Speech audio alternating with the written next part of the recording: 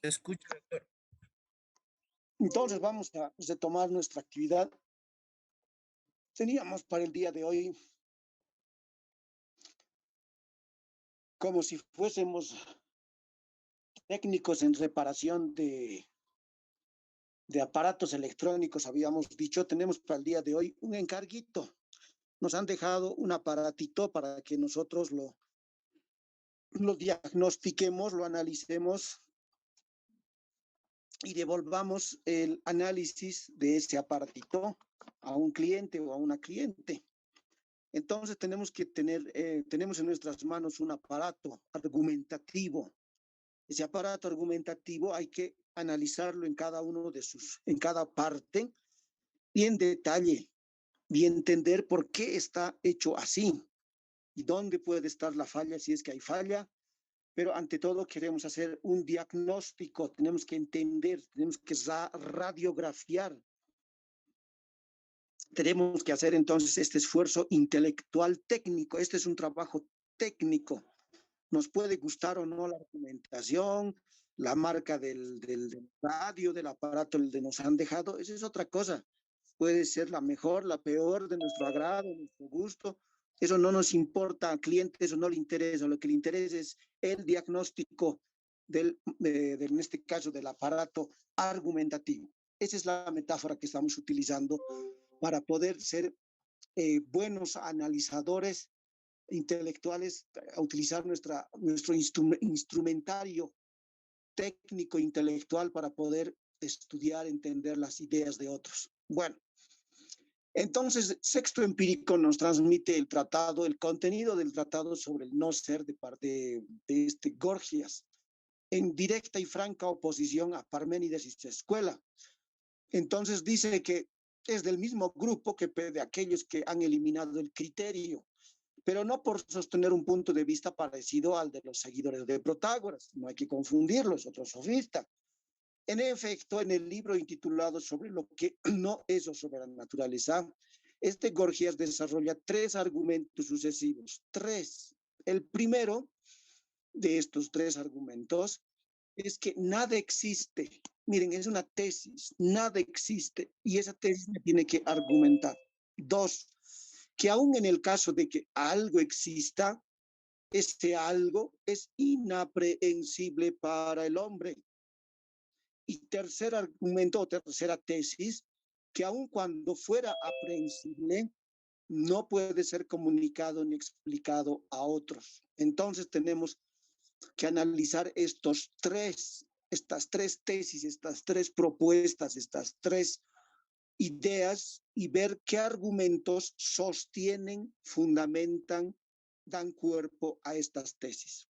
¿De acuerdo? Tenemos tres tesis y hay que estudiarlas en detalle. La primera tesis empieza en la página 177, en la línea 66, hay un 66 ahí al ladito, aquí a mano de la manito, 66, así, bueno. Y termina el primer argumento en la página 180, cuando nos dice, empieza diciéndonos en la 77, y que en el caso de que algo existiera, esto es incognoscible. Ahí está la tesis número 2. Y la tesis número 3 la encontramos en la página 181, en la línea 83. Y en el caso de que sea representado, no puede ser comunicado a otro. Ahí están las tres tesis. La más larga es la de la página 100, que empieza con la primera tesis, 177. Que nada existe es argumentado de este modo. Ya. Si existe algo, hay dos opciones o más. O bien existe lo que es o lo que no es. O bien existe tanto lo que es como lo que no es. Miren, si algo existe, dice, hay dos pares de opciones. Vamos a colocarlo acá atrásito. Aquí abajo lo vamos a escribir. Si algo existe,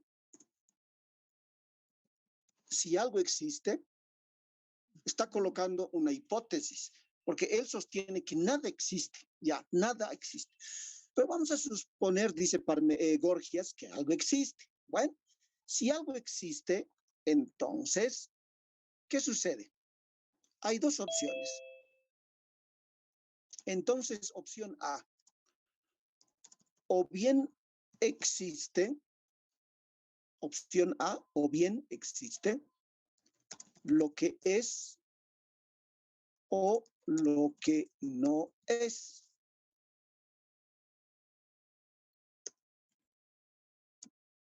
Opción B, o bien existen tanto lo que es como lo que no es.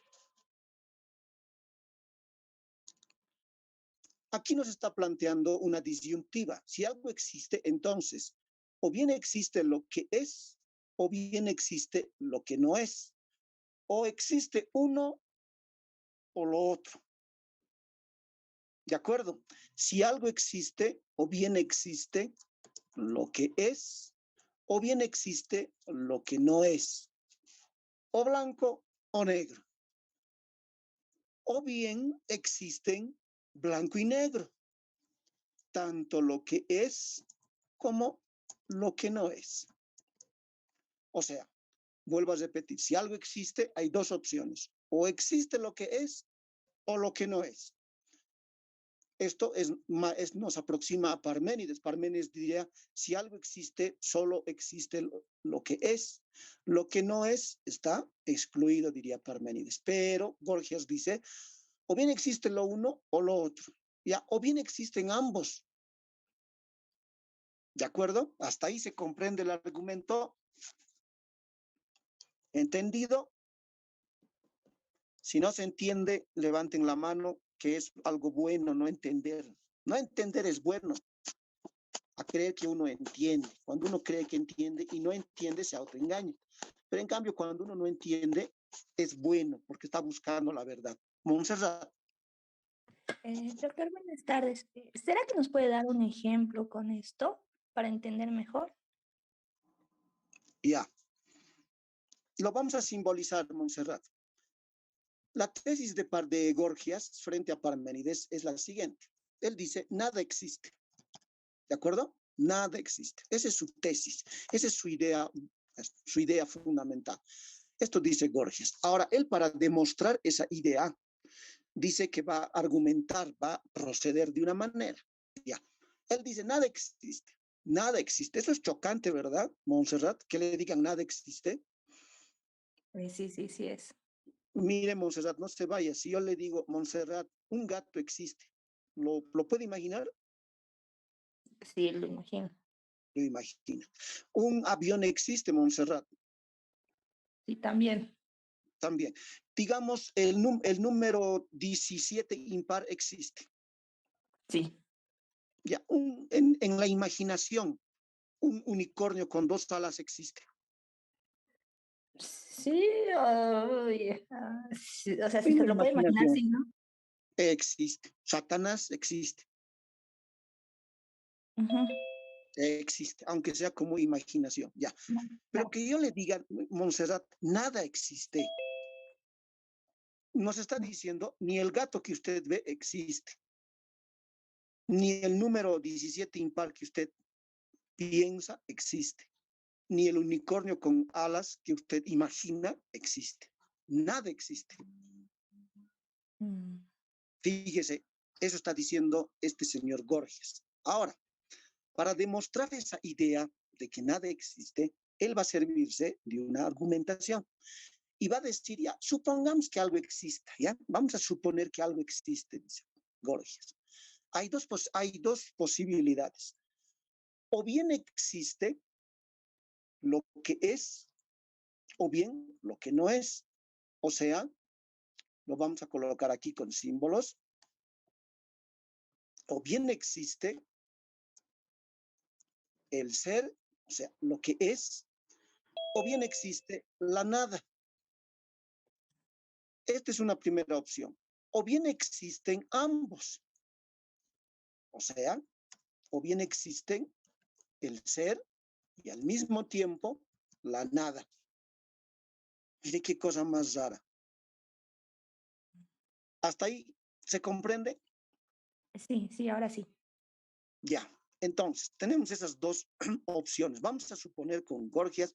Gorgias dice, bueno, jóvenes, muchachos, amigas, amigos, ya les voy a conceder que algo existe. Si algo existe, o bien existe lo que es o lo que no es, o bien ambos. ¿De acuerdo? Ya. Procedamos con la argumentación. Continuemos. ¿Qué nos va diciendo este Gorgias?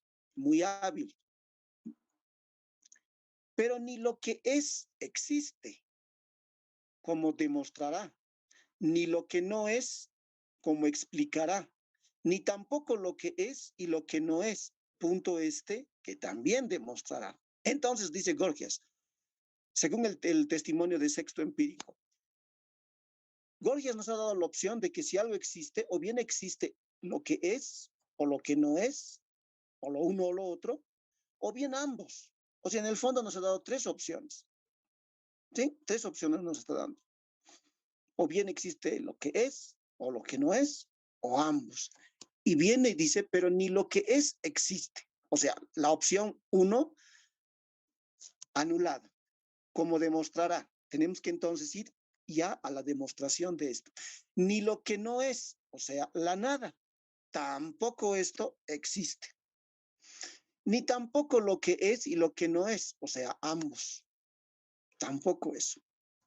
Entonces, miren, vamos a dividir ahora el argumento y dice, o bien existe lo que es, o bien vamos a colocarle aquí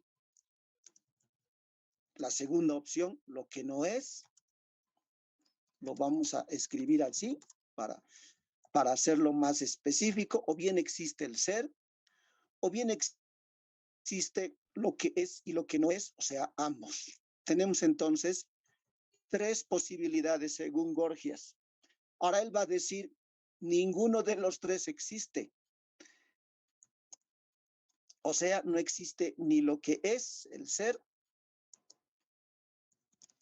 ni la nada, ni ambos. Entonces ya estamos procediendo. El primer gran argumento es que nada existe. Este es el argumento uno, la tesis uno. La primera tesis de Gorgias es que nada existe. Esta es la tesis uno. Ahora, ¿cuál es el proceso demostrativo? Es una hipótesis. Si algo existe, hay tres opciones. O bien existe lo que es, el ser, o lo que no es, o ambos. Y viene luego la crítica a, a estas tres. La crítica a B y a C. ¿Sí? Va a criticar, va a refutar, va a anular estas tres opciones.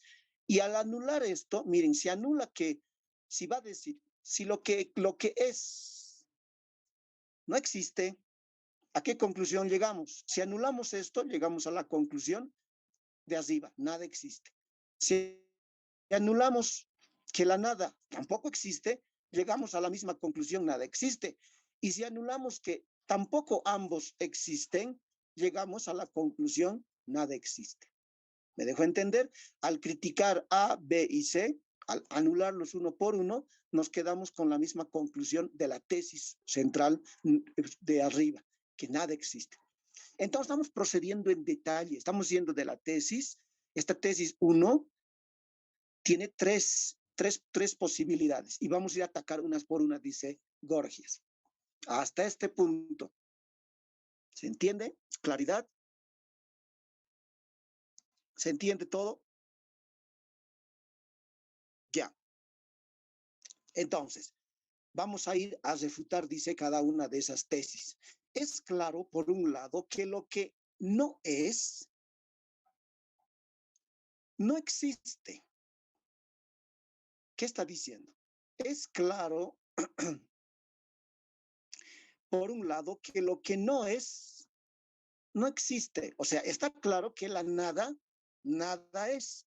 Así que con esto ya podemos darnos por satisfechos y mandar de un tajazo, como se dice, este argumento a la nada. Ya está.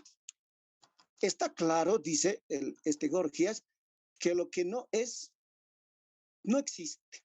Así que la segunda opción, la B, ya fue. Pues si lo que no es, la nada, existiera, entonces existiría y al mismo tiempo no existiría. ¿Se dan cuenta? Si la nada existiría, entonces, si lo que no es existiera, entonces existiría y al mismo tiempo no existiría, entraría en autocontradicción. Por tanto, la nada es, la nada no existe. Así que la opción B de que si algo existe, entonces lo que no es existe, queda eliminado, dice. En tanto que es pensado como no existencia, no existirá. Pero en tanto que existe como no existente, en tal caso existirá. Esto es grave. En tanto que es pensado como no existencia, no existirá. Pero en tanto que existe como no existente, o sea, en tanto que existe como palabra, diríamos, en ese caso existirá. La nada, en tanto existencia, no existe. Por tanto, no es, es nada simplemente. Y no existe. Pero en tanto que es pensado, dice, en tanto que existe como no existente, o sea, en tanto que es una palabra, la palabra nada existe. Y es de todo punto absurdo que algo exista y al mismo tiempo no exista. En conclusión, para ir saldando cuentas, en conclusión, lo que no es, o sea, la nada, nosotros diríamos, lo que no es, no existe. Lo que no es, no existe. La segunda posibilidad está anulada. E inversamente, si lo que no es existe, lo que es no existirá. O sea, si afirmamos la existencia de la nada, esto anula automáticamente a su anterior. Si lo que no es, o sea, la nada, existe, lo que es A, la de arriba, no existirá, pues uno y otro son mutuamente opuestos y la nada es el opuesto del ser. Lo que no es opuesto de lo que es. Resultará, uno y otro son mutuamente opuestos, de modo que si la existencia resulta atributo esencial de lo que no es, o sea, de la nada, a lo que es, a lo de arriba, le convendría la inexistencia. ¿Sí? Mas no es cierto que lo que es no existe, pero esto es mentira. Llegar a la conclusión de que lo que es no existe es mentira. Mas no es cierto que lo que es no existe y por tanto tampoco lo que no es existirá. Entonces es mentira que lo que es no existe. Al contrario, existe y por tanto lo que no es no existe. En realidad el que no existe es B, eso está diciendo. Pero es que tampoco lo que es existe, pero tampoco existe A. Pues si lo que es, o sea, A existe, y aquí hay dos opciones. O bien es eterno o engendrado, o eterno e ingénito al tiempo. Entonces está dando una opción. Ya ha anulado la posibilidad de que B exista. B no puede existir. Ya ha demostrado eso. Ahora va a ir a atacar a A. Y va a decir, para que pueda existir A, hay dos posibilidades. A1 es la siguiente. Pues si lo que es existe, o bien es eterno, A2, o bien es engendrado,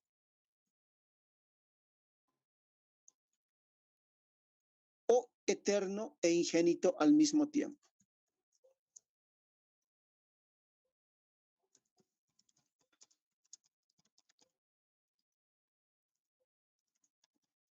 Hay estas tres opciones. Miren, ya está yendo a proceder. Mas no es cierto que lo que no es no existe y por tanto tampoco lo que no es existirá. Pues es que tampoco lo que es existe, dice. Pues, o sea, ahora va a demostrar tampoco esto que creemos que existe, la conclusión obvia, la conclusión obvia de que lo que es existe, dice tampoco es así. ¿Por qué? Pues si lo que es existe, o sea, la opción A, o bien es eterno o engendrado, o eterno e ingénito al mismo tiempo.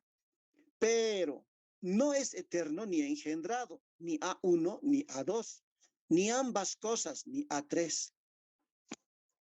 No es ni lo uno, ni lo otro, ni lo otro. ¿Cómo mostraremos? En conclusión, lo que es no existe. Lo que es, la opción A, no existe. Porque si es eterno, lo que es A1, hay que comenzar por esta hipótesis, no tiene principio alguno. Si es eterno, no tiene principio alguno. O sea, siempre ha habido. No hay principio, no hay un inicio. Pues todo lo que nace tiene algún principio. En tanto que lo eterno, por su ingénita existencia, no puede tener principio. Y al no tener principio, es infinito. Y si es infinito, no se encuentra en ninguna parte, ya que si está en alguna parte, en algún sitio, ese sitio en el que se encuentra es algo diferente de él. Y en tal caso ya no será ya infinito el ser que está contenido en otro, porque el continente es mayor que el contenido, mientras que nada hay mayor que el infinito, de modo que el infinito no está en parte alguna. Ahora bien, tampoco está contenido en sí mismo, pues continente y contenido serán lo mismo, y lo que es uno se convertirá en dos en espacio y materia. En efecto, el continente es el espacio y el contenido la materia. Y ello es sin duda un absurdo. En consecuencia, tampoco lo que es está en sí mismo. De modo que si lo que es eterno, es infinito, y si infinito no está en ninguna parte, y si no está en ninguna parte, no existe.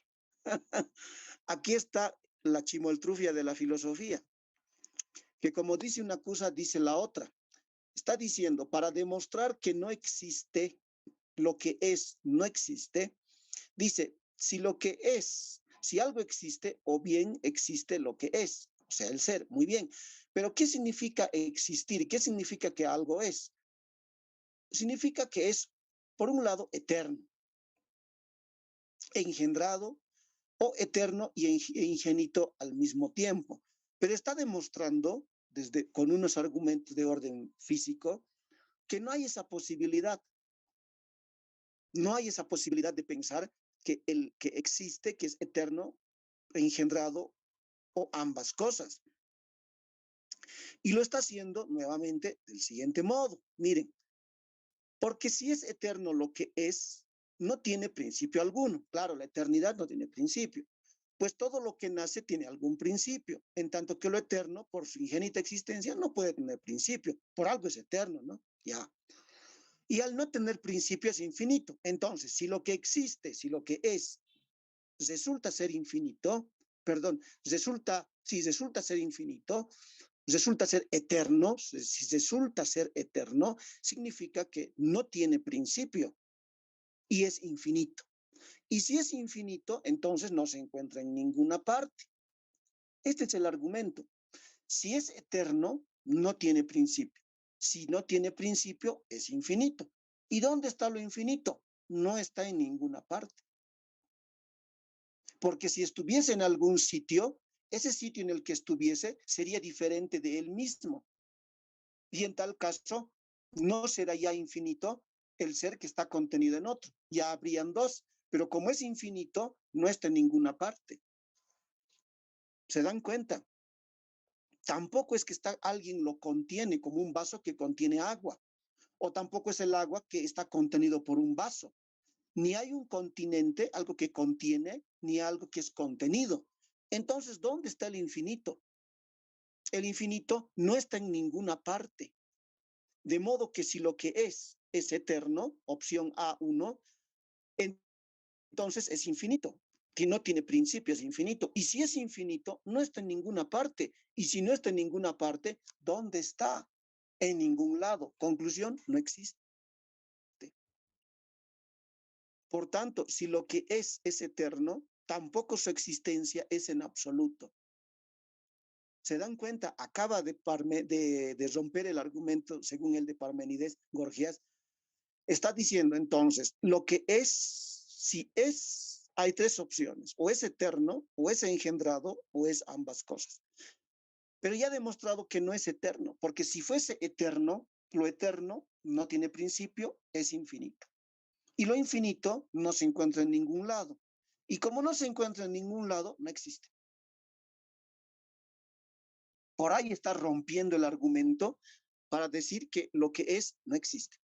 Ya ha roto con el segundo, pues, la segunda posibilidad. La nada, la opción B, ya la ha eliminado en dos patadas. Ahora tiene que eliminar la opción A.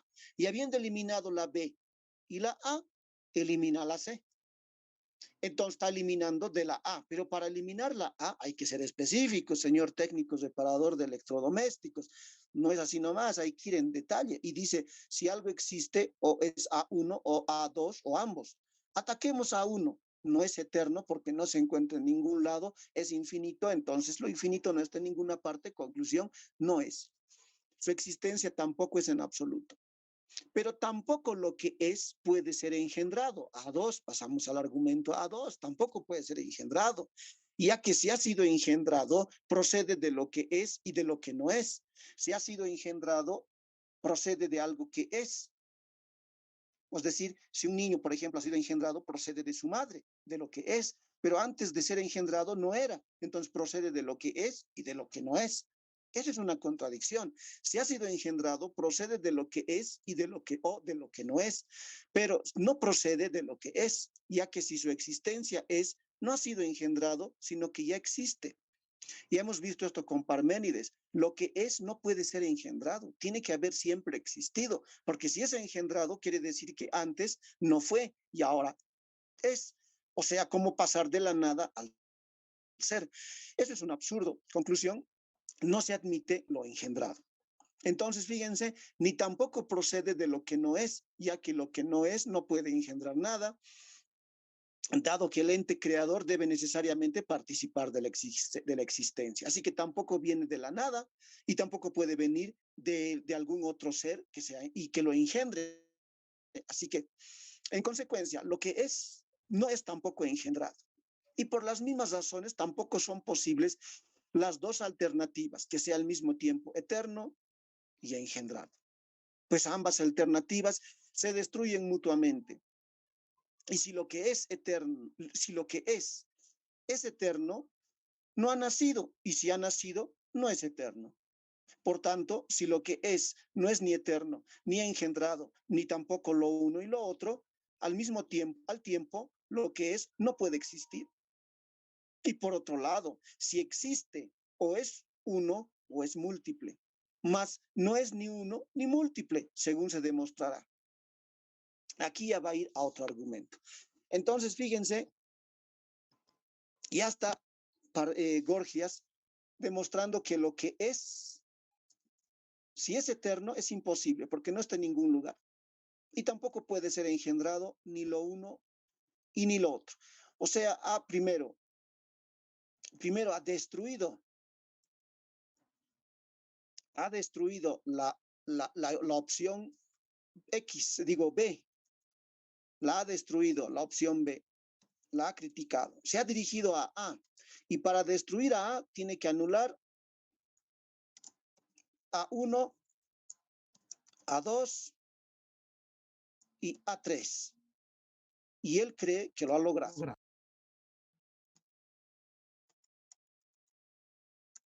Ha roto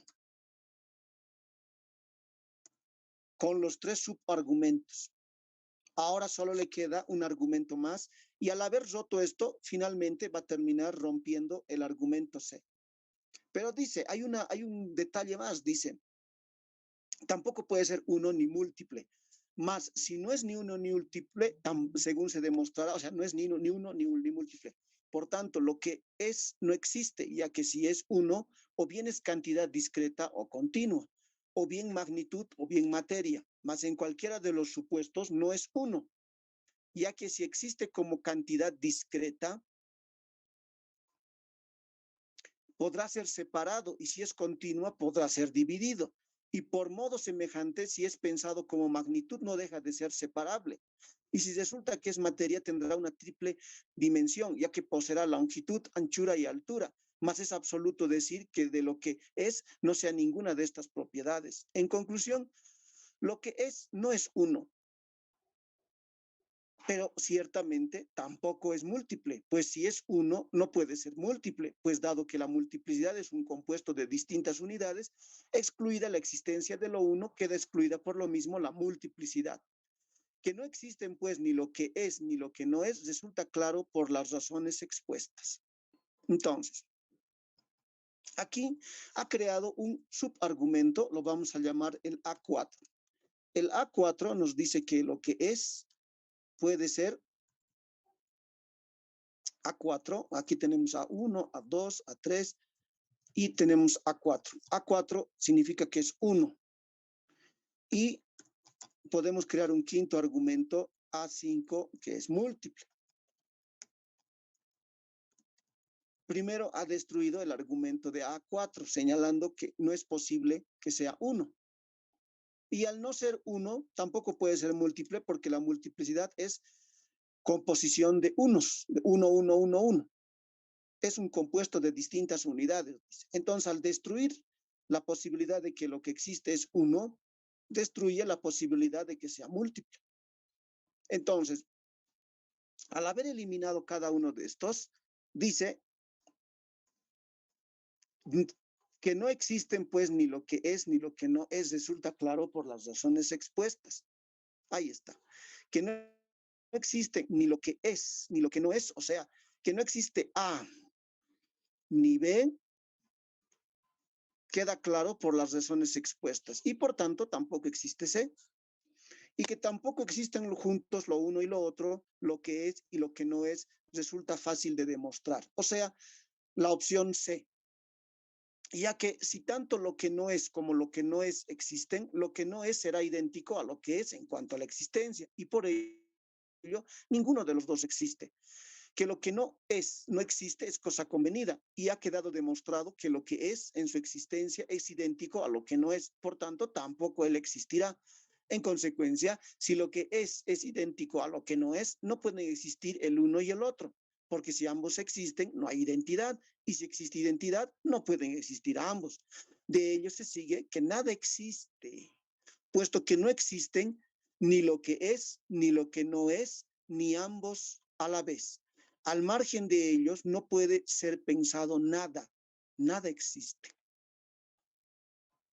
Wow, acaba de destruir argumentalmente Gorgias la posibilidad de que algo exista.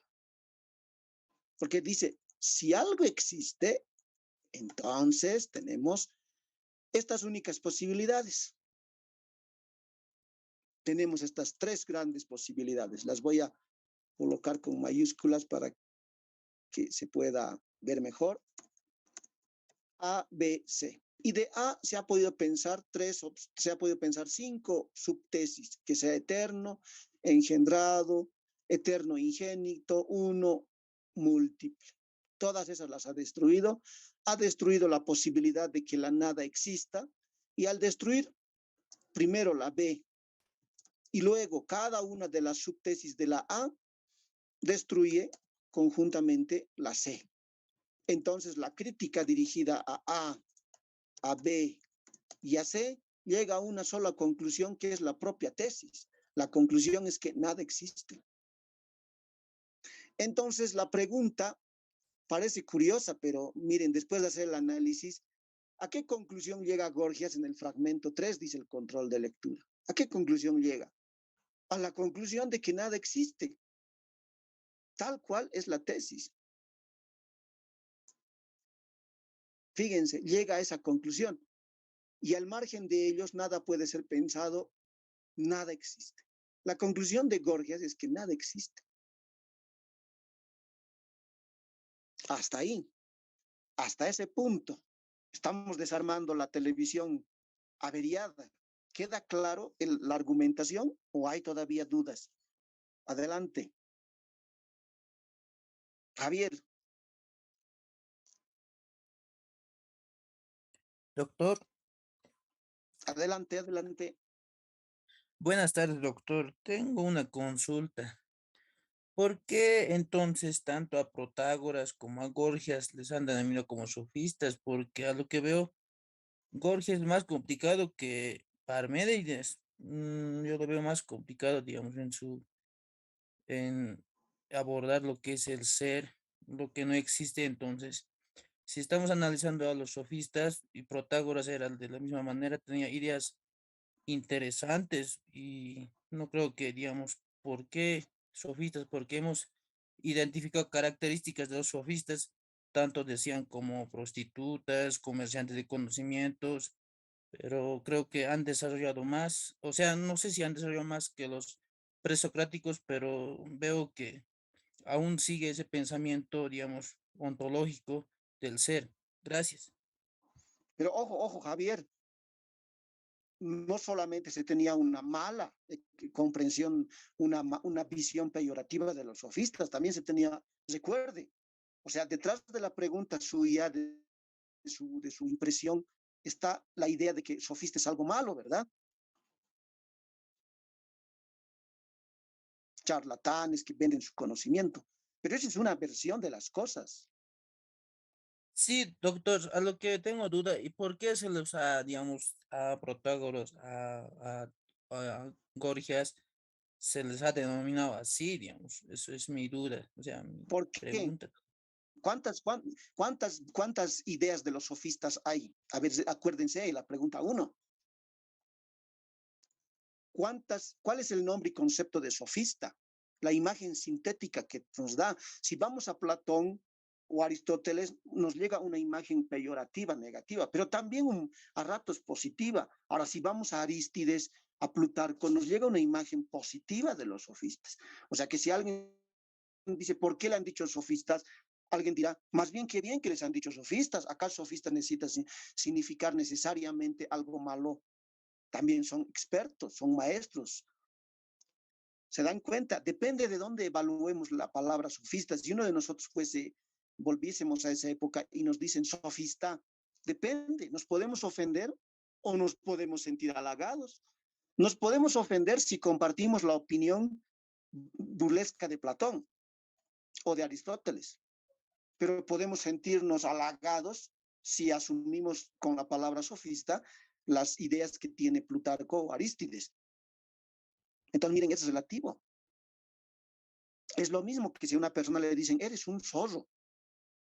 Significa que puede ser una persona inteligente, astuta, o puede ser un mañudo, ¿no? Claro, en el caso de las damas es directamente algo peyorativo, ¿no? Que le digan a una zorra es feo.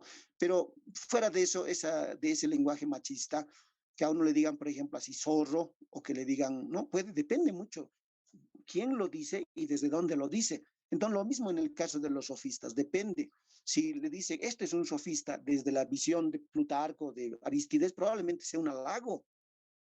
Pero si se lo dicen desde Platón, Aristóteles, puede ser una ofensa. Entonces, no hay una definitoria. Pero la pregunta va, ¿se comprende la argumentación que estamos en este momento viendo? La trama argumentativa, eso es lo que me interesa. La trama. Jorge Guillermo. Sí, licenciado, se comprende. Eh, Sería más o menos el razonamiento, la tesis que procede de la exclusión de contrarios, ¿no es cierto? Son tres tesis las de Gorgias y estamos viendo solo la tesis 1, cómo se arma la tesis 1, cómo se estructura, cuál es su cuerpo argumentativo, cómo él sostiene todo esto, ¿no? Y ahí entonces tenemos que entender, ahora eso no significa estar de acuerdo con él, tenemos que encontrarle dónde está la falla y eso es un trabajo ya mucho más delicado, pero por lo pronto esa es la trama argumental.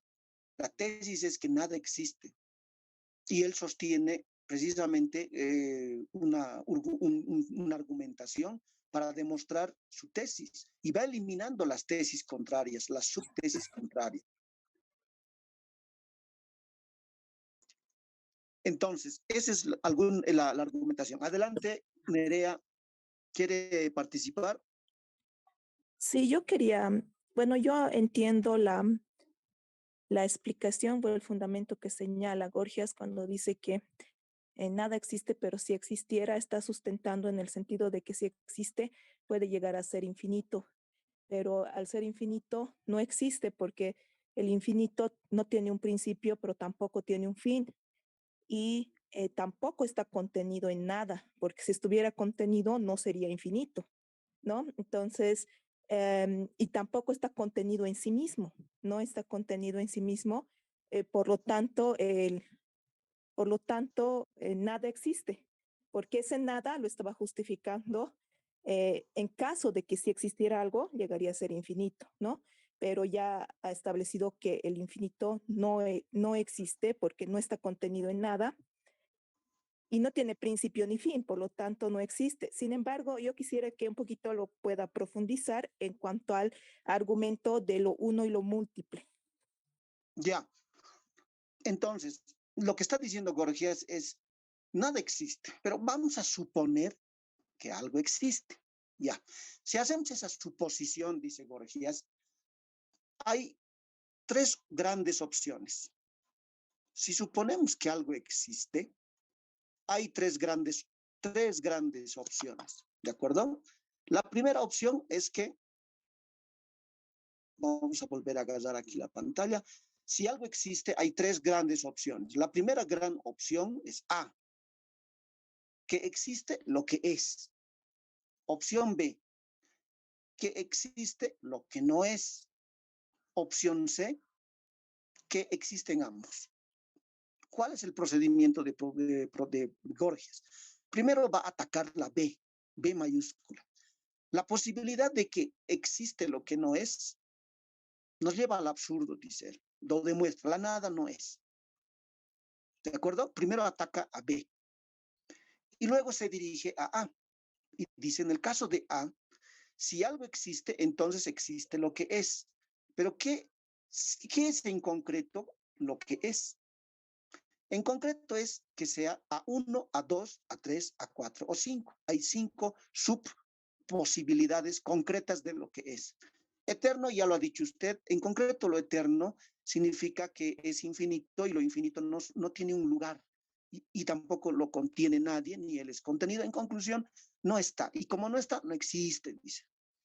En lo engendrado ya hemos visto, si lo ha engendrado alguien, entonces antes no era y ahora es, y eso es un absurdo. Entonces no es ni A1 ni A2 y tampoco A3 porque no es ni engendrado ni ingénito al mismo tiempo.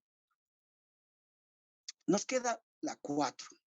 Nos queda la 4, eliminando el argumento de que algo existe sea 1, elimina a 5, que sea múltiple, porque lo múltiple es una composición de unicidades.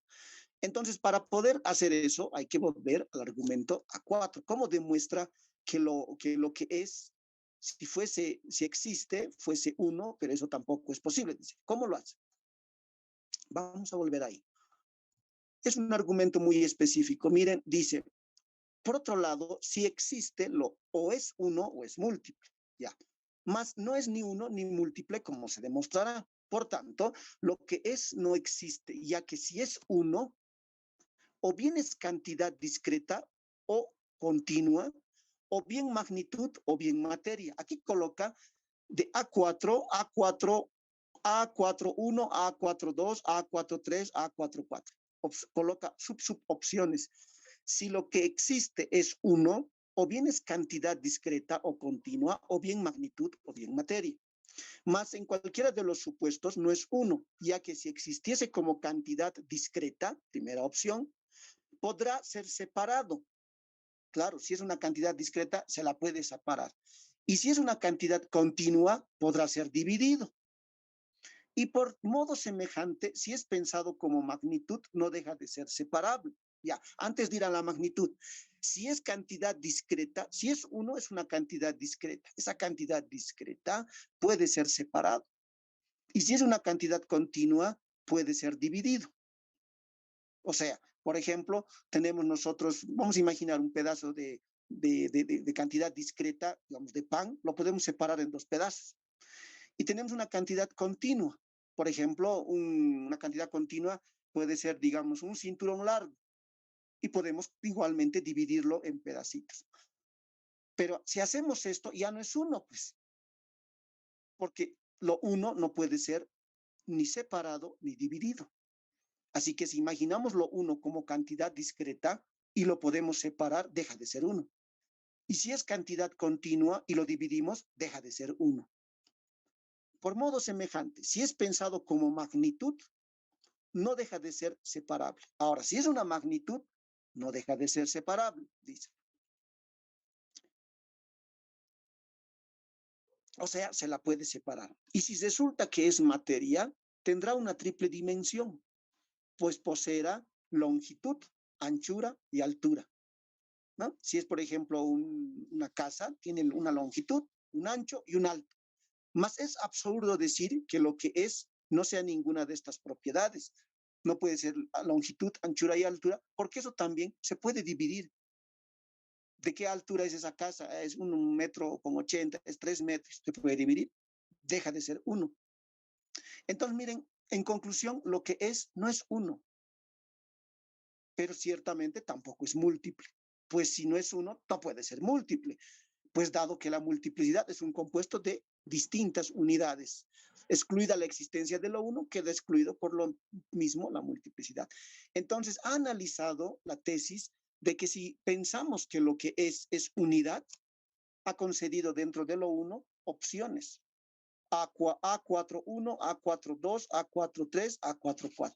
Y ha eliminado por el concepto de la división o la separación la posibilidad de que lo uno sea uno. Entonces, tampoco lo que existe es uno. Peor aún, va a ser múltiple. Porque lo múltiple es composición de unicidades, pero la unicidad de lo uno no está garantizada porque se puede dividir o partir. Conclusión, tampoco es uno. Entonces, miren, ha ido inteligentemente anulando cada uno de los subargumentos para sostener esta tesis tan provocadora de que nada existe. Y así ha avanzado en la argumentación. La conclusión entonces es que nada existe. Ahora, puede ser que haya habido influencias orientales o de la India. Eso ya es un tema, digamos, muy al margen. Pregunta por ahí algún compañero. Es un tema interesante, importante, pero muy al margen todavía. Nos dan a nosotros una televisión, nos dice, separe esta tele, averigüe cómo está, quiero saber, haga un diagnóstico, señor técnico. Bueno, puede ser que se haya chocado, puede ser que haya habido frío, puede ser que lo han traído de la China en estado con alguna falla de fábrica, puede ser que, todo puede ser, pero el hecho es que el aparato está ahí y hay que analizarlo. Es igual, tenemos el argumento de Gorgias y es probable que haya habido influencias o no, de la India o de la China o de donde sea. Sí, es un tema muy importante, interesante, pero el hecho es que tenemos el argumento. No dejamos de lado ese tema, pero nos concentramos en el aparato y tenemos que diagnosticarlo. Tenemos que ver qué ha pasado con este aparato argumentativo. Entonces, ahí va el primer argumento. El segundo argumento, la primera tesis, nosotros le diríamos. La segunda tesis es que supongamos en el caso de que algo existiera, ya, vamos a admitir que algo existe, ya. Esto es incognoscible e impensable por el hombre, debe ser demostrado a continuación. Entonces, no vamos a avanzar esto hoy día conmigo, vamos a ir a Critias, va a formar parte del examen parcial que se viene después de los sofistas, después de los textos de Gorgias y de Critias, el examen parcial de este fin de este bloque va a ser sobre los sofistas y va a entrar el análisis de esta segunda parte del texto de Gorgias, ¿ya? La segunda tesis, la primera, la segunda y la tercera tesis, así como conmigo hoy día estamos descomponiendo con Chuy, como se decía antes, no sé ahora qué dirán en las escuelas, estamos descomponiendo en detalle, así también tenemos que descomponer la argumentación que está en la tesis número 2. Aquí está la tesis 1, luego viene la tesis número 2. La tesis 1 nos dice que nada existe, pero la tesis 2 de Parménides nos dice que si algo existiera, es incognoscible, o sea, no se puede conocer, y no solo que no se puede conocer, es también impensable para el hombre, o sea, para el ser humano, para el varón y la mujer, diríamos hoy en día. Si algo existiera, es incognoscible e impensable para el hombre. Para que no suene tan macho este lenguaje, podemos colocar para el humano.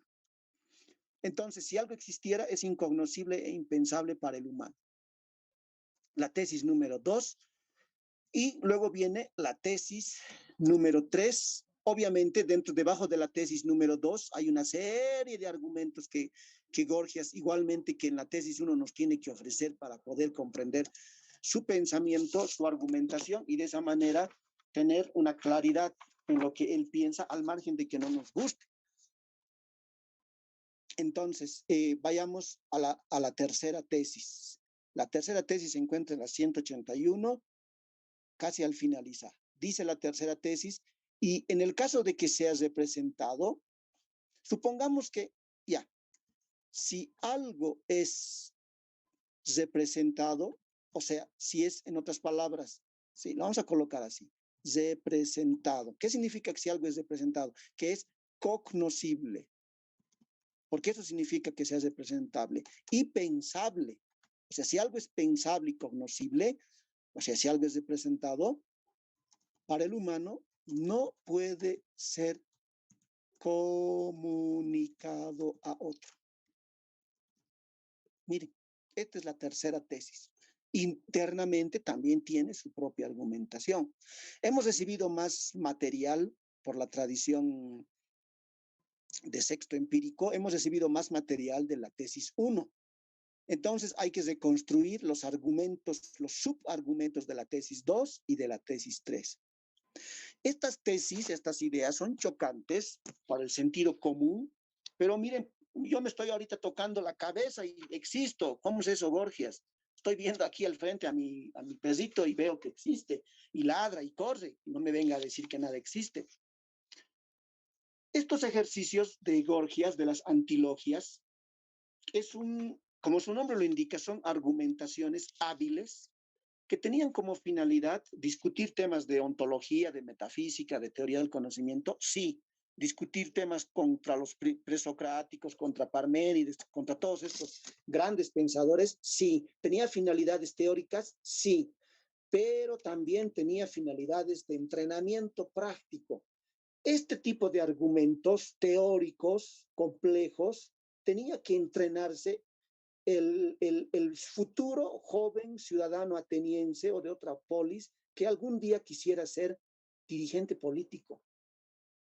O sea, tenía que haberse entrenado en el arte de la argumentación y de la palabra.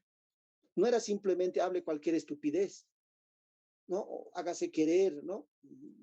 No. Además de esos recursos de simpatía, de empatía, de lo que hoy llamamos marketing político, tenían que ser hombres, en este caso varones, muy bien formados en el ámbito intelectual. Miren la propuesta política del pueblo griego, sus necesidades históricas de formación de la élite política y los maestros que se gastaban, y semejante maestro Gorgias, que propone tesis altamente teóricas, epistemológicas, que nosotros las estudiamos ahora en la academia como documentos teóricos, pero si lo devolvemos a su historicidad, o sea, si imaginariamente lo devolvemos a la época en la que se describió, el público para el que fue redactado y el modo como se lo presentó en la oralidad, estaba dedicado, estaba pensado a un público de jóvenes, de futuros ciudadanos que iban a dirigir la vida de la polis, y estaba destinado a entrenarlos, no en cuerpo, porque para eso los griegos ya tenían sus entrenamientos físicos, la gimnasia, ya tenían la gimnasia, por eso la palabra gimnos en griego, de ahí viene gimnasia, significa desnudo, ellos entrenaban desnudos. Ya tenían eso, tenían la educación musical de las artes, sobre todo de las artes musicales, ¿no? También estaban otras, pero las musicales. Y había que entrenarlos en el arte del razonamiento y de hablar bien, pero no hablar bien como pajpacuch solamente, sino aprender a argumentar bien. Porque esto tenía que servirle, este entrenamiento, en la argumentación política, para desarmar a su opositor, para convencer al público. para destruir al contrincante en el ámbito político. Entonces, fíjense, este ejercicio altamente teórico, con consecuencias ontológicas y demás, tiene también un componente de orden práctico. Ya quisiéramos que alguno de nuestros políticos hiciese, a ver si le diéramos esta tarea, a ver si lo puedes resolver, de nuestros políticos contemporáneos, no solo en Bolivia, en el mundo. A ver, quisiéramos verlos resolver algunas de las tesis de Protágoras, que era lo que tenían que hacer los futuros jóvenes políticos. Entonces, miren la calidad, sin idealizar, pero miren la ambición y la calidad de líderes de élites que querían formar los atenienses y otras polis en su época, de la mano de estos grandes maestros. Así que estas tesis son parte de su tratado sobre la naturaleza y también de las antilogías. Pensar anti, en oposición, pensar lo otro, lo contrario, pensar lo diverso, aprender a pensar, entrenar el razonamiento. Entonces, el examen va a entrar la tesis 2, la tesis 3. Vayamos ahora a Critias, porque el tiempo nos va a faltar y prácticamente lo tenemos todo, como dice el Chapulín Colorado, lo tenemos todo fríamente calculado, casi todo fríamente calculado en la asignatura, y debemos nomás pues avanzar y ver un poco de esta probadita. Cuando uno hace sus probaditas de algún alimento y bueno, luego evalúa si le gusta o no. Si alguien quiere sacarle una foto, sáquele una foto en este instante que voy a borrar la pantalla y lo pasa al grupo. Así que en 3 segundos, una screenshot, 1, 2 y 3. Voy a borrar. Entonces, vayámonos a Critias. ¿Quién era este Critias? Estamos haciendo una probadita filosófica de los sofistas. Ya quisiéramos dedicarnos a ellos, pero necesitaríamos un semestre para dedicarnos en detalle a cada una de las obras y a todos los sofistas, que son varios. Yo he seleccionado solamente algunos de los más conocidos y algunos de los más provocadores. Hay otros sofistas, hay muchos otros, pero nosotros vamos a ver a Critias más. Critias fue tío de Platón, pertenecía a una rancia y aristocrática familia de Atenas, lo que explica en parte su radical oposición a la democracia. Critias fue parte de los 30 tiranos y era de tendencia oligárquica. Así como la comprensión con que el filósofo lo trata en sus diálogos, Platón, ¿no? Donde al contrario que en la obra de Jenofonte, aparece retratado como un noble conservador representante de las ideas y la moral del viejo estado campesino ateniense. Era un señor de la oligarquía Critias. Tras la derrota de Atenas al final de la guerra del Peloponeso, esto ya ustedes pueden entender, pero miren, si no hubiésemos leído la parte histórica, esto hubiese sido simple y llanamente griego o chino para cualquiera de nosotros, pero ya sabemos que es la guerra del Peloponeso. En el año 404 fue miembro de la Comisión de Notables, conocida como los 30 tiranos, que sembró terror en la ciudad por la crueldad con que ejerció la represión y persecución política. Critias fue, entre otras muchas tropelías, responsable personal de la muerte de su amigo aliado en el seno de la comisión, Teramenes, al que acusó de debilidad y conveniencia con los demócratas. Finalmente fue muerto en el curso de los disturbios civiles en el año 403, que acabaron con la restauración de la democracia. Su crueldad llevó a Filóstrato, en una obra muy posterior que se llama Vida de los Sofistas, a decir que Critias fue el hombre más perverso de la humanidad entera. Estamos frente a Satanás. Miren, el hombre más perverso de la humanidad entera habría sido el tío de Platón, este Critias de los 30 tiranos. Lo contamos como uno de los sofistas por unas ideas bastante interesantes que él tiene, al margen de que haya sido conservador y tirano. En puridad, Critias no fue un sofista porque nunca impartió clases ni cobró dinero. Por ello, su filiación es más bien a la de un intelectual interesado políticamente por cuestiones de filosofía y ciencia. Así que a él le sobraba la plata, pero en términos de sus intereses políticos científicos se lo incluye como sofista. Durante cierto tiempo frecuentó, al igual que Alcibiades, otros representantes de la juventud dorada ateniense, eso significa jeunesse dorée en francés, la compañía de Sócrates. La desaprobación y desconfianza con que Sócrates debió de contemplar sus fechorías políticas llevó a Critias, cuando formó parte de los 30, en una suerte de venganza intelectual, a prohibir al filósofo, a su propio maestro Sócrates, todo tipo de enseñanza. Se ha sugerido que su crueldad era la manifestación de un odio hacia la democracia largamente alimentado y soportado en silencio, ya que no hay noticias de su actividad política con anterioridad al 404. Y la comedia significativamente no lo menciona ni una sola vez. Y a pesar de ello, se vio obligado a exiliarse a Tesalía, donde buscó la protección y apoyo de las poderosas familias de la región. Su presencia en la reunión de sofistas que tuvo lugar en la casa del rico Calias y que tan admirablemente como malignamente describe el Protágoras de Platón, el diálogo, es sin duda una de las razones por las que ya desde la antigüedad fue considerado sofista.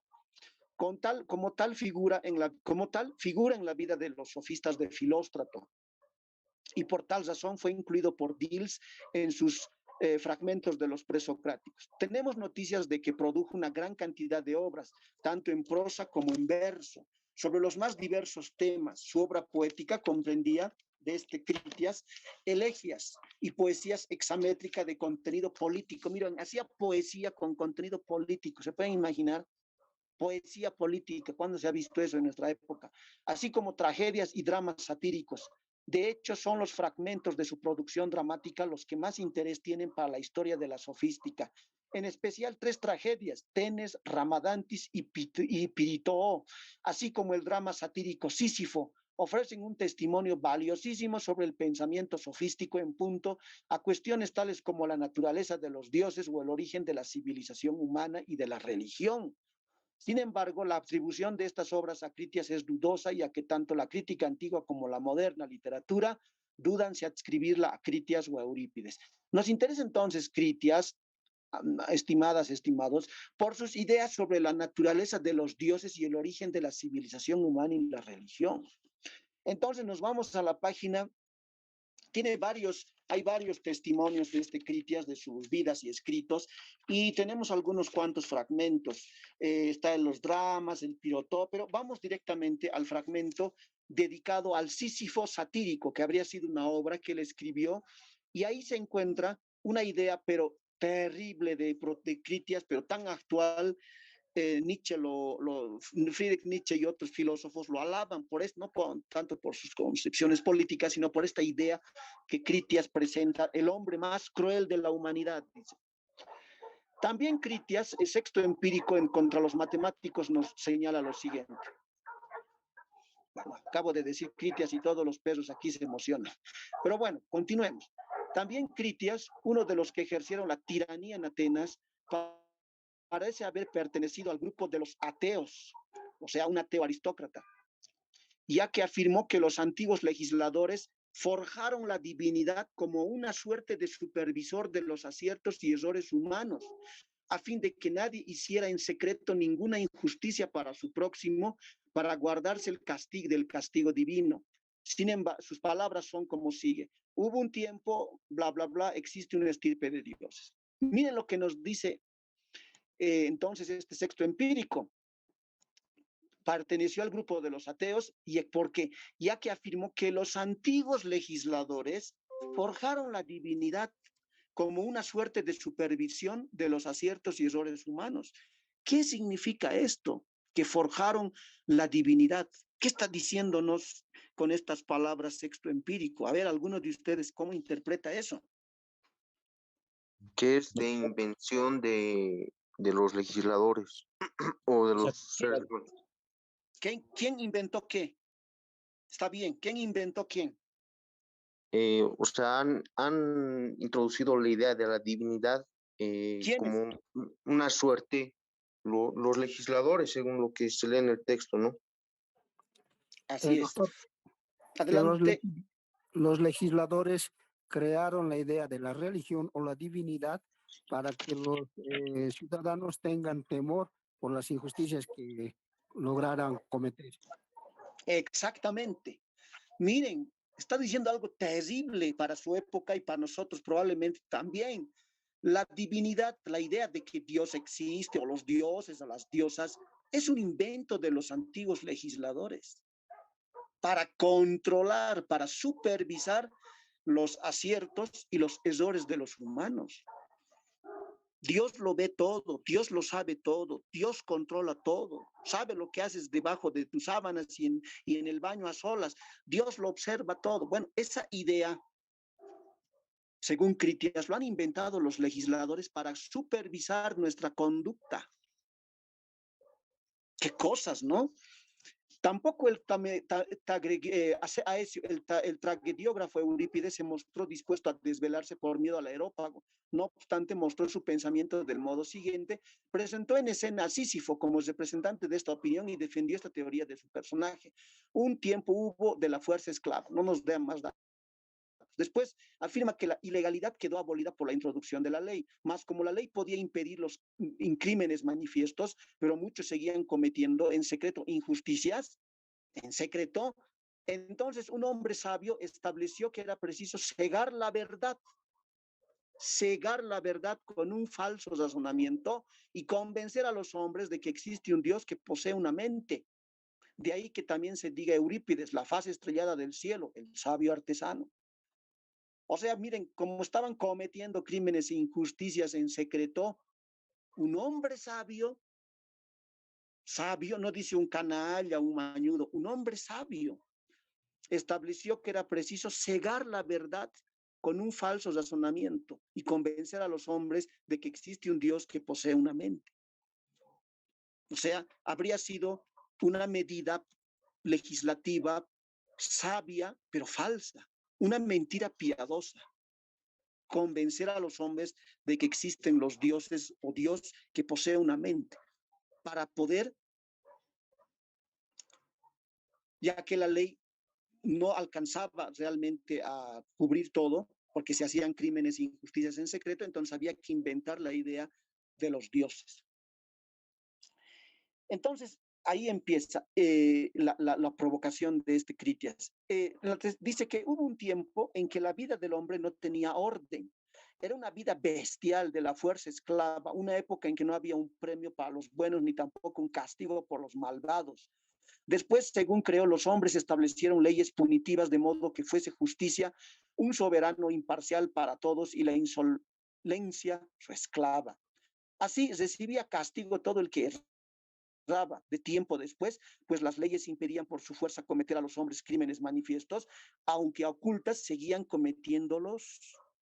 Entonces yo creo que por vez primera, un hombre astuto y sabio de mente, inventó en bien de los hombres el miedo a los dioses, para que los malvados temieran si cometían a ocultas alguna maldad de obra o palabra o pensamiento. Introdujo, por tanto, la noción de lo de divino, diciendo que existe un Dios floreciente de vida inmortal, que oye y que ve con la inteligencia, que posee una mente y rige el universo revestido de divina natura. Este Dios oirá cuanto entre los hombres se dice y tendrá que poder para ver todas sus acciones. Si por si acaso maquinas en silencio alguna maldad, no escapará a la atención de los dioses, porque en ellos hay providencia. Con estas razones introdujo la más dulce doctrina, ocultando la verdad con falso argumento. Decía que los dioses habitan allí en donde más podrían atesorizar a los hombres, de donde, según comprendió, proceden los terrores humanos. Las dificultades de sus míseras vidas, de la esfera suprema en donde veía surgir el relámpago y oía el horrisono fragor del trueno y la faz estrellada del cielo, hermoso retablo de Crono, el sabio artesano, por donde camina esplendente la masa ardiente del sol, y de donde cae la tierra la húmeda lluvia, tales tesores puso alrededor de los hombres, mediante los cuales asentó firmemente con sus corazones el poder divino y en el sitio adecuado, y extinguió con las leyes la ilegalidad que reinaba, y tras la exposición de algunos breves argumentos añade, bueno, de este modo yo creo que alguien por primera vez persuadió a los hombres a creer que existe una estirpe de dioses. Y ahí acaba el famoso fragmento, lo demás ya son pedazos de otras obras, el famoso fragmento de Critias sobre la teoría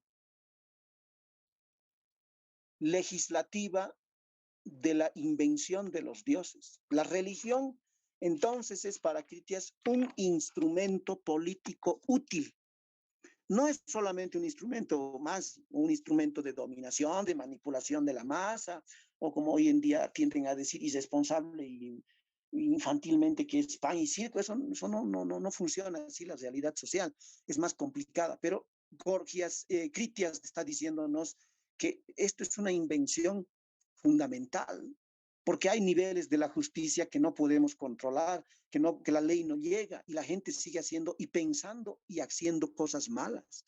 Entonces había que inventar un hombre sabio, dice, no dice un canallo, un mañudo, no, dice un hombre sabio. Inventó la idea de que existe un Dios que piensa, que controla y que castiga. Miren, ahí está señalando una teoría, pero terrible, la teoría de la invención de la conciencia humana. La religión entonces es una invención política, o sea, una invención útil para la polis, esa es la idea.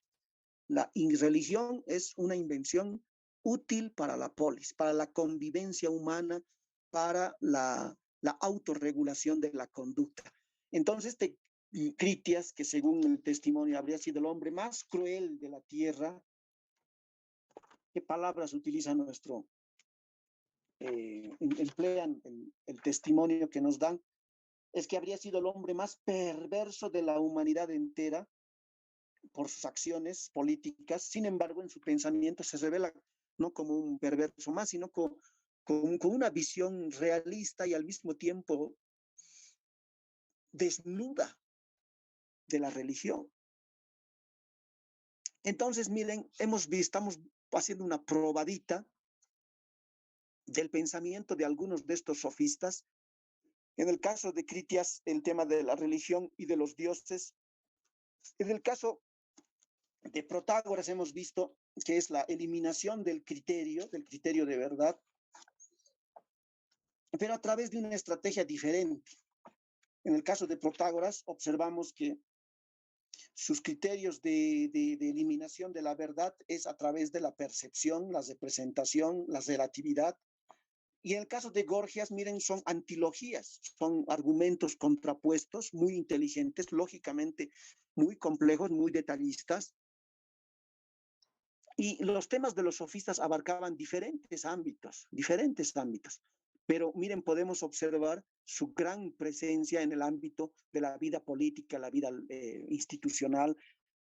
El centro de atención es el ser humano. Podríamos revisar también, si tuviésemos un semestre dedicado a los sofistas, ver, por ejemplo, los fragmentos uno por uno de Antifonte, fragmentos sobre física, antropología y ética. Podríamos revisar los argumentos de Hipias. Hipias también tiene una serie de ideas altamente interesantes, o las de Trasímaco, Pródico. Son tantos los sofistas que podríamos abarcar, pero el tiempo no nos daría, se nos iría un semestre entero en ver los sofistas. Hay estudios excelentes sobre el rol de los sofistas, hay obras consagradas a exponer su gran rendimiento, su gran aporte a la cultura griega, su aporte formativo, educativo, institucional y también su pensamiento político, que es muy diverso. No eran una escuela de sofistas, ¿no? Sino que el nombre circulaba para diferentes personajes que más o menos compartían esas características. No es que eran un grupo, una asociación, era una palabra que circulaba. Así como no hay a veces hay palabras que se usan a diferentes personas. Bueno, entonces ahí están los sofistas.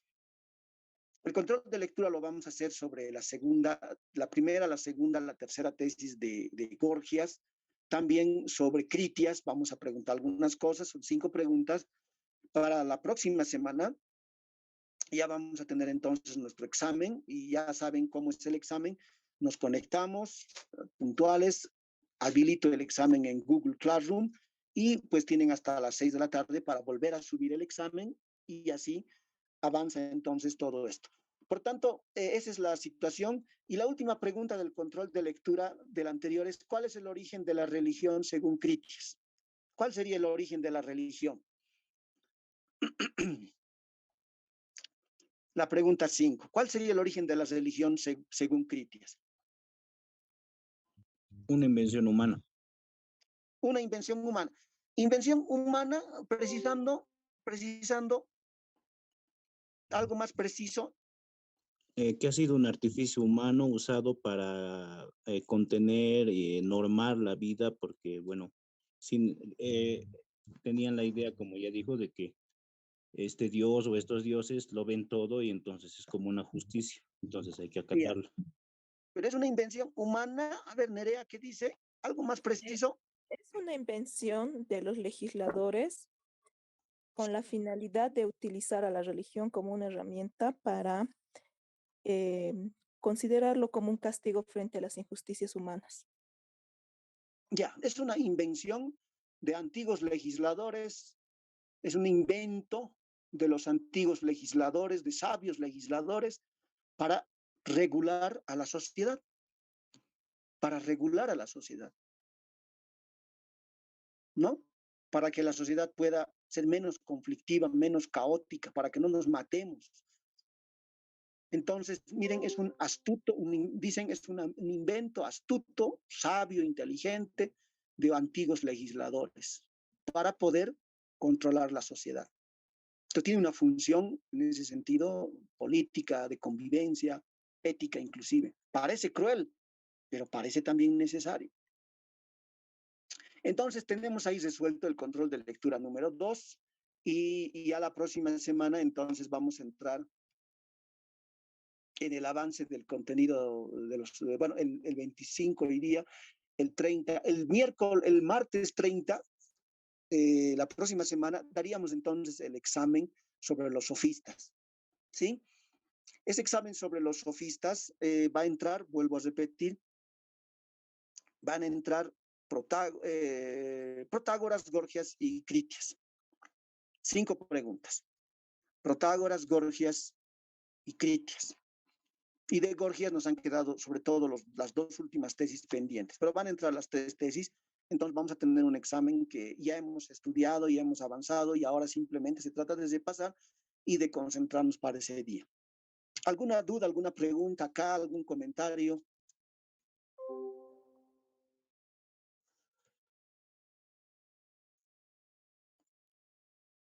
¿Ninguno?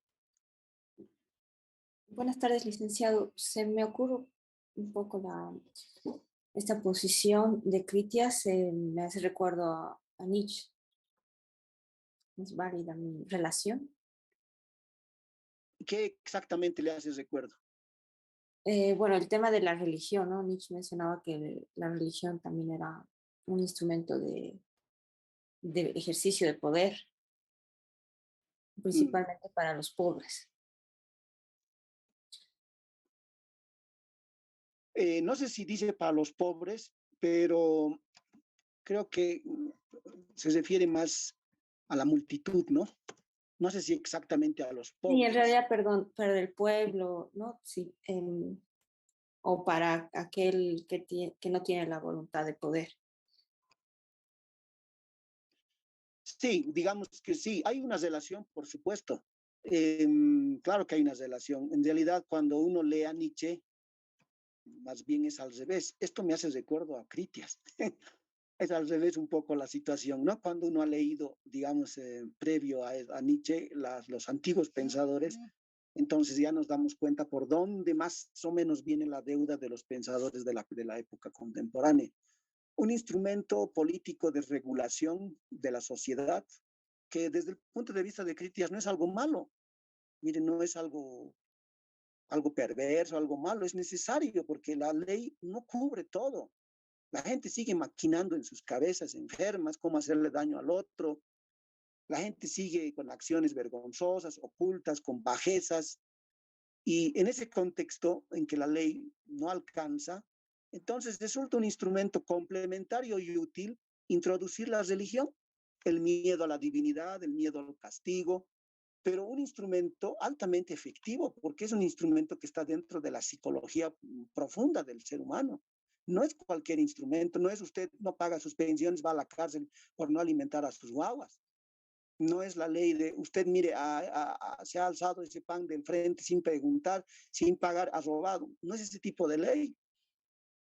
Es el tipo de ley en el que más bien se introduce la idea es a través del miedo. Es el control, no a través de la supervisión de un policía que está mirando todo lo que hacemos, sino del miedo de la conciencia. Dios me está observando. La policía metafísica, Dios me ve, observa, me ve, o los dioses. Hago esto, pienso esto, Madre Purísima. ¿Qué pensamientos acabo de tener? ¿No? Entonces, y tiene una función de regulación, de autorregulación, de autocontrol de los sujetos. Entonces, tampoco es algo en sí mismo malo, pero por supuesto es lo que se llama más adelante, es una tecnología de la subjetividad. Es una tecnología, bueno, nosotros tenemos la idea de la tecnología como celulares, aparatos, iPads, no sé qué, pero la tecnología no es solo eso, la tecnología no se refiere exclusivamente a objetos. La tecnología es un concepto más amplio, se refiere a un conjunto de técnicas, de estrategias, un conjunto de procedimientos que tienen una efectividad, y esta es una tecnología. Asegurar, garantizar, o por lo menos otorgarle a la sociedad un recurso más de autolegislación. Entonces es más o menos por ahí un poco la idea que va. Es interesante. Alguien por ahí también escribe que gracias, recuerdo, ¿quién escribió? Algún compañero creo que decía algo, no sé dónde estaba, que decía, recuerdo, creo, al esquema de la tercera tesis de Gorgias, al genio maligno de Descartes. Podría sí haber tal vez alguna vinculación con el genio maligno de Descartes. Bueno, como verán, el propio Descartes y otros pensadores, cuando se los mira desde la antigüedad, parece que no hay mucha novedad. Parece que ya en la antigüedad se han pensado estas cosas y en la modernidad se las han retomado de una manera, digamos, en otro contexto, incluso tal vez más técnico en algunos casos, pero ya están estas ideas en el pasado. Entonces, fíjense, ese es un poco el cuadro general de los sofistas. No hay que olvidarnos que son grandes maestros de la cultura. Su misión son formar las élites, que no son élites económicas, ojo, no porque sea hijo de un rico, el ateniense, después de las guerras contra los persas y del Peloponeso, es decir, que no, ya no es una élite no es una élite de sangre, es una élite tampoco económica, ya no es una élite democrática. Aquí participan todos, hijos de talabarteros, de comerciantes, de albañiles, de gente rica, de gente de escasos recursos, de gente con mucho dinero. Ya eso ya no interesa, interesa que todos forman parte del demos y pues tienen que tener las mismas oportunidades para poder dirigir con la mayor calidad el destino futuro de la polis. Y su formación depende entonces de maestros altamente especializados. Así que todos los jóvenes asistían de alguna u otra manera y de ahí se siente la emoción de diálogos como el Gorgias o el Protágoras de Platón. Llega a Atenas y es una noticia increíble. Ha llegado Protágoras, el gran Protágoras. ¿Y dónde está? Está alojado en la casa de Adimanto. Pucha, entonces hay que ir, pues, claro, vamos, de una vez llamen a todos los chicos, las chicas, vamos. Está llena la casa, no importa, con escaleras vamos a subir hasta las ventanas y de ahí vamos a observar o vamos a poner el oído. Queremos ir a escuchar los discursos del gran Protágoras. ¡Qué noticia! Ha llegado Protágoras, imagínense. Entonces, esa emoción refleja en los diálogos platónicos, pero también toda la intención del debate técnico teórico en contra de las tesis de Protágoras. Entonces, debieron ser figuras realmente espectaculares las de los sofistas. Bueno, llegamos hasta aquí y la próxima clase, el día martes, damos el examen sobre los sofistas, repasen los fragmentos de Protágoras, Gorgias y Critias y sobre esa base rendimos nuestro examen parcial. Muy bien, entonces, hasta el día martes. Bueno, hasta luego, Hasta Ulises. luego, Ulises. Hasta luego, Ulises.